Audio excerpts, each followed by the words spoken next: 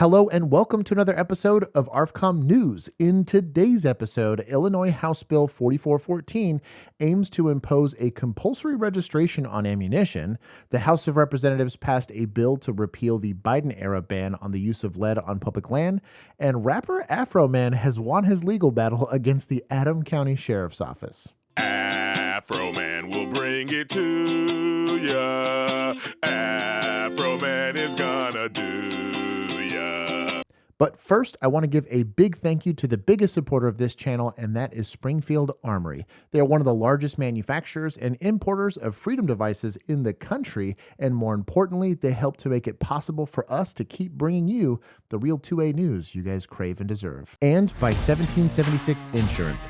Most homeowners' policies only cover up to $2,500 for firearms. I don't know about you, but I've got more than that in just optics. 1776 gives you comprehensive coverage against breakage, theft, fire, and burglary for all of your guns, and you don't have to give them your serial numbers. In unfortunately some more bad news for the residents of Illinois, House Bill 4414, introduced by Blue Team Representative Ann Stava, takes aim at handgun ammunition within the state. If turned into law, all handgun ammunition in the state after January 1st, 2027 will have to be serialized and registered with the Illinois State Police. Those in possession of non-compliant ammunition will be open to a Class C misdemeanor, and anyone attempting to bring unserialized ammunition into the state in any shape or form will be guilty of a Class A misdemeanor. This treads down the same path of, rather than just, prosecuting the people committing crimes that are already on the books, the government of Illinois would rather just find new ways to criminalize people who would otherwise be law-abiding citizens. Again, who's going to do this? Law-abiding citizens. Do you think the criminals are going to worry about this is a law now, we got to go out and buy, ammo from? No, they're going to get it from other states. There's no proof it would work, and I think if it was challenged in the courts, it would be unconstitutional because it would infringe on the Second Amendment. In a further escalation of the shredding of the Constitution, the state police shall also collect a fee, climbing up to 5 cents per round as a registration fee. ISP, Illinois State Police, will track this registration so they will know who owns and possesses what ammunition, and there will be a 5-cent fee to you, the consumer, for them doing so. This proposed bill is currently sitting in the Illinois House Judiciary Criminal Committee, which does have 10 Blue Team members and 5 Red Team members.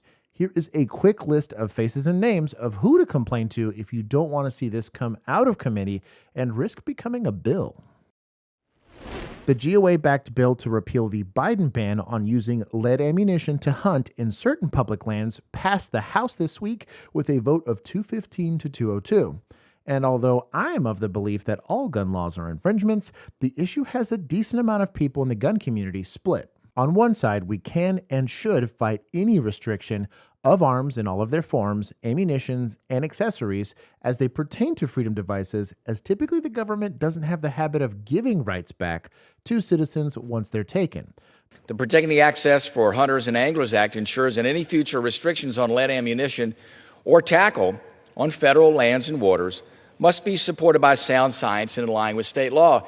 Let me repeat that again. Counter to the gentleman from California's statement, this requires a demonstration of sound science in coordination with state management agencies. State management, wildlife management agencies have primacy in managing the resources in their states. Is there a cost-effective alternative? Not with the performance of lead. I mean, when you hunt waterfowl, you use steel shot, which there's problems with that because the kill ratio is not as high, so you wound a lot more waterfowl with steel shot. But when you start looking at the alternatives to lead, like tungsten and bismuth, it's much higher. You can be talking as much as $3, $4, $5 per shell on a shotgun shell. Yeah. And then you think about fishing tackle as well, all of the lead that's used in that, and the alternatives are quite expensive. But arguments from some portions of the firearms community bring up that lead actually does have a negative side effect to plants and animal life. Anytime an animal is shot with lead-based ammunition, whose remains are going to be left on the field, there is a potential for exposure. And we always say that. There's the potential for exposure. It doesn't mean that any animal that eats that carcass is going to be exposed, because it's about probability. It matters on where the fragments are, how many fragments are, how long the animal feeds. There's a lot of details in there. Because raptors have very acidic digestive systems, they are susceptible to getting a lot more of that lead in their system, and then therefore succumbing to degenerative issues, neurological issues, or even sometimes death. So the issue is not only that lead is toxic, it's that it's toxic in small amounts. Now, if you want to delve into the science of things, then I highly recommend that you read Dr. Vincent Slaby's paper in Science, where he discusses the impacts of lead in raptors.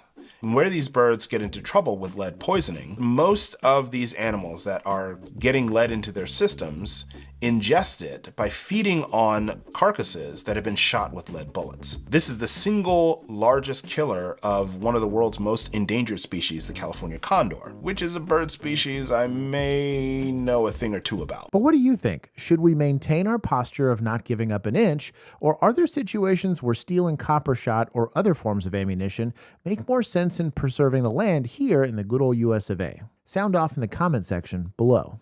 In our From the Forum section, we have ARFCOM user Bofades45 discussing a recent civil case between rapper Afroman and the Adams County Sheriff's Office. This whole incident stemmed from deputies serving a search warrant on Afroman's Ohio home looking for drugs and kidnapping victims. How they got this warrant signed off by a judge, I have no idea. The warrants say narcotics. Well, I know narcotics, but why kidnapping? And a thorough search of the rapper's property yielded no prohibited items and no evidence of victims ever being present in the house. There were also no charges filed against the homeowner after this incident. Are there any kidnapping victims inside my suit pockets? However, the result of the fruitless warrant service was damage to the rapper's residence and a dispossession of $400 from his home. Afroman was quoted in response to this incident that the only thing he could do or come up with was to make funny rap songs about them and to use the money to pay for the damages and move on. Under the circumstance that I got freedom of speech, after they run around my house with guns and kick down my door, I got the right to kick a can in my backyard, use my freedom of speech, turn my bad times into a good time. Yes, I do.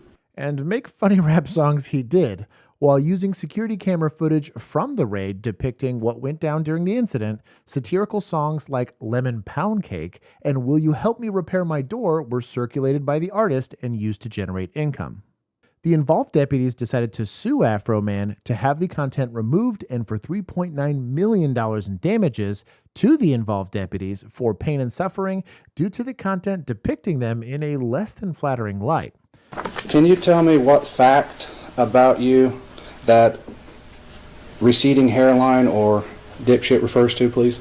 The videos and trial footage are pretty wild if you want to have a good chuckle. The 3-day trial ended in favor of Afroman on clear First Amendment grounds, and I hope for healing for all involved. That's all for now. If you like this type of content, please like, comment, and subscribe, as that is the best way to support our efforts here of giving you your 2A news every single week. Apparently, you can also hype if you're doing it from your phone. We are also looking for feedback, so please let me know what you'd like to see ARFCOM do on a channel such as this. And if you want to get more involved and find out how we pick stories, there will be a link in the Discord in the description section below. And until next time, stay armed and stay dangerous.